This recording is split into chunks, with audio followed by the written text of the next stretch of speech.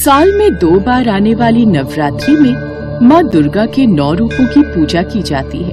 माँ दुर्गा का पहला रूप शैलपुत्री था, जिन्हें माँ सती भी कहा जाता है। माँ सती ने अपने पिता के खिलाफ जाकर शिव जी से विवाह किया। फिर एक रोज, स्वामी, आपने सब देवी देवताओं, गंधर्व, अपनी पुत्री, अपनी जमता सबको इस यज्ञ में शामिल होने का न्योता दिया है। किंतु स्वामी, आप भूल रहे हैं कि आपने महादेव और सती को यज्ञ में नहीं बुलाया। मैं ऐसे किसी भी साधु को आमंत्रित नहीं करूंगा जिसके माता पिता तक का नाम भी न पता हो।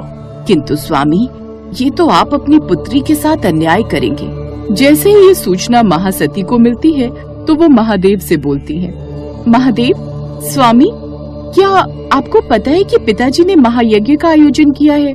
सभी देवी देवता गण, विष्णु, ब्रह्मा, मेरी बहनों तक को बुलाया है। चलिए स्वामी, हम भी चलते हैं। इसी बहाने से मैं अपनी बहनों और माता से मिल लूंगी। तुम बोल रही हो कि उन्होंने हमें आमंत्रित नहीं किया है और बिना किसी के निमंत्रण के जाना सही नहीं होता।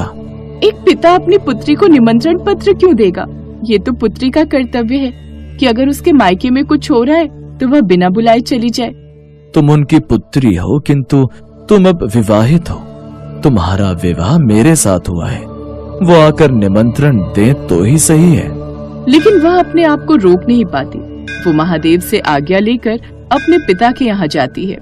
पिताजी, आपने इतने बड़े यज्ञ का आयोजन किया और अपनी पुत्री को नहीं बुलाया। मैंने जिन जिन लोगों को आमंत्रित करना था उन सबको आमंत्रित कर लिया है, और वैसे तुम बगैर निमंत्रण के यहाँ आई हो। मैंने महादेव से कहा था, किंतु उन्होंने कहा कि बगैर निमंत्रण किसी के यहाँ नहीं जाना चाहिए। तुमसे समझदार तो तुम्हारा वो पति ठहरा। शमशान की राख को शरीर पर लपेट कर रहने वाले का मेरा यज्ञ में कोई स्थान नहीं है। भूत पिशाचों के बीच में रहता है, घर तक नहीं है उसके पास।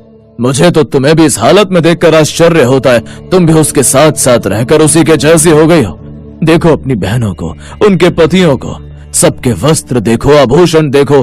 आखिर उसे अघोरी ने तुम्हें दिया ही क्या है? महादेव के बारे में अन्यथा कोई भी अपशब्द मत बोलिए। वो सही कह रहे थे। मुझे यहाँ आना ही नहीं चाहिए था।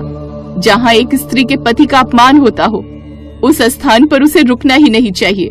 तुम्हें मैंने वैसे भी निमंत्रण नहीं दिया था। तुम अभी इस समय इस यज्ञ से चली जाओ। अपना तथा महादेव का अपमान वो सह नहीं पाई और उन्होंने अपने पिता को दंड देने के लिए स्वयं को यज्ञ की अग्नि में स्वाहा कर दिया। उन्हें ऐसा करते देख उनकी बहन और माता चीख उठी, और उधर महादेव को जैसे ही आभास होता है कि शैलपुत्री अग्निकुंड में स्वाहा हो रही है, तो वो क्रोधित होकर महाराज प्रजापति के यहाँ उपस्थित होते हैं। उनके जलते हुए शरीर को देखकर भगवान शिव दुखी होकर उस यज्ञ को ध्वस्त कर देते हैं और सती के जलते हुए शरीर को हाथों में उठाकर चल देते हैं। सती के शरीर के जलते हुए अंग जहाँ पर गिरे वो धरती पावन हो गई। बर्फ से ढके पर्वत पर देवी शैलपुत्री वृषभ पर सवार, एक हाथ में त्रिशूल, दूसरे में कमल। शैलपुत्री धैर्य और स्थिरता की प्रतिमूर्ति है। पर्वत की तरह अडिग रहती हैं। माता के इस रूप की आराधना करने से मनुष्य का चंद्रमा सही रहता है। वहीं दूसरा नवरात्र है माँ दुर्गा के स्वरूप ज्ञान की देवी ब्रह्मचारिणी का। ये मनुष्य को जीवन के कठिन क्षणों में संबल बनने की प्रेरणा देती है।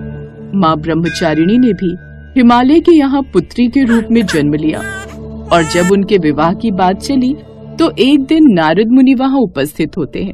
माते, मैं यहाँ ये अवगत कराने आया हूँ कि आप अपने पिछले जन्म में सती थीं और आप भगवान शिव की अर्धांगिनी थीं। आपके देह करने के बाद भगवान शिव घर तपस्या में लीन हो गए। माते, संसार के कल्याण के लिए तथा महादेव की तपस्या को समाप्त करने के लिए आपका भगवान शिव से विवाह होना अत्यंत आवश्यक है। आपने मुझे इस बात से तो अवगत कर दिया, किंतु महादेव को मैं कैसे पा सकती हूँ? माते, महादेव को पाना इतना भी सरल नहीं है। उसके लिए तो आपको कठोर तपस्या करनी होगी। अब माँ ब्रह्मचारिणी अपने माता पिता की आज्ञा लेती हैं। पुत्री, महादेव की इतनी कठिन भक्ति के लिए मैं तुम्हें आज्ञा कैसे दे सकती हूँ? मैं तुम्हारे लिए उनसे भी अच्छा सुयोग्य वर ढूंढ सकती हूँ। हम तुम्हें इतने कष्ट में नहीं देख सकते। मैं पूर्व जन्म में महादेव की अर्धांगिनी थी और इस जन्म में भी मैं महादेव की ही अर्धांगिनी बनूंगी। इसके लिए मैं सदैव महादेव की कितनी भी कठिन उपासना कर सकती हूँ। मुझे मेरे कर्तव्य से ना रोकें। माता पिता उन्हें आज्ञा दे देते हैं। भगवान महादेव के बारे में सब जानने के बाद ब्रह्मचारिणी उपासना में बैठ जाती हैं और लगातार 1000 वर्षों तक वो महादेव की तपस्या करती हैं, जिस कारण ही उनका नाम ब्रह्मचारिणी पड़ा। उन्होंने वर्षों तक केवल टूटे हुए बेलवा पत्ते खाकर भगवान शिव की आराधना की। फिर वर्षों बाद वो पत्ते भी खाने छोड़ दिए, जिससे उनका शरीर एकदम क्षीण हो गया। ये देखकर सब देवता चिंतित हो गए। तब भगवान ब्रह्मा सभी देवताओं के साथ माँ के पास आते हैं। हे माँ, आप हजारों वर्षों से महादेव की उपासना कर रही हैं। इतना कठिन तप और तपस्या आज तक कभी भी किसी ने महादेव के लिए नहीं की। किंतु माते, आप बहुत ही निर्बल हो गईं। रूप में आपसे ही विवाह करेंगे, किंतु अभी आप अपने घर जाकर विश्राम कीजिए। नहीं, जब तक महादेव स्वयं आकर मुझे दर्शन नहीं देते मैं कहीं नहीं जाऊंगी। फिर वो वर्षों तक भगवान शिव की इसी तरह उपासना करती रही और एक दिन भगवान शिव उन पर प्रसन्न हो गए और उनसे विवाह कर लिया। ब्रह्मचारिणी का अर्थ है जो ब्रह्मा के द्वारा बताए गए आचरण पर चले। अनुशासन सबसे ज्यादा जरूरी है। ब्रह्मचारिणी की पूजा पराशक्तियों को पाने के लिए की जाती है। इनकी पूजा से कई सिद्धियां मिलती हैं। इनके नवरात्र के दिन लाल रंग के कपड़े पहने। नवरात्रि का तीसरा दिन माँ चंद्रघंटा के व्रत का होता है। माँ चंद्रघंटा का चेहरा स्वर्ण के समान कांतिमय होता है। इनके मुखमंडल पर सूर्य जैसी आभा होती है और सर पर आधा चंद्रमा सुशोभित होता है। वो ऐसा लगता है जैसे कि मंदिर का घंटा हो, इसलिए उनका नाम चंद्रकांता पड़ा। चंद्रघंटा की भक्ति कर रहे भक्तजनों के सभी पाप नष्ट हो जाते हैं तथा वह मुक्त हो जाते हैं। एक बार की बात है, असुरों का राजा महिषासुर और देवताओं के राजा इंद्रदेव में लगातार कई वर्षों तक युद्ध चलता रहा और अंत में महिषासुर इंद्रदेव को हराकर स्वर्ग पर अपना आधिपत्य कर लेता है।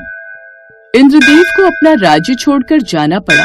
वो और उनके सब देवता गंधर्व भगवान विष्णु, भगवान शिव और ब्रह्मदेव के पास जाकर प्रार्थना करते हैं। वर्षों से महिषासुर के साथ स्वर्ग की रक्षा करते करते अंत में महिषासुर से पराजित हो ही गए। उसने स्वर्ग को हथिया लिया। सब देवता परेशान हो गए। भगवान, हम देवता धरती पर विचरण करने के लिए विवश हो गए। नाथ, हमारी रक्षा करें। उसे ब्रह्मा जी का वरदान प्राप्त है कि उसको कोई देवता, गंधर्व या भगवान नहीं मार सकता। इसीलिए उसकी अराजकता दिन पर दिन बढ़ती जा रही है।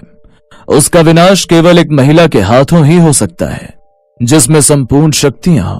तभी तीनों देवता अपने अंदर से एक ऊर्जा उत्पन्न करते हैं और समस्त देवतागण भी अपनी शक्तियां उस ऊर्जा में समाहित कर देते हैं, जिससे शक्ति का रूप लिए माँ चंद्रघंटा प्रकट होती हैं। भगवान विष्णु उन्हें अपना चक्र प्रदान करते हैं।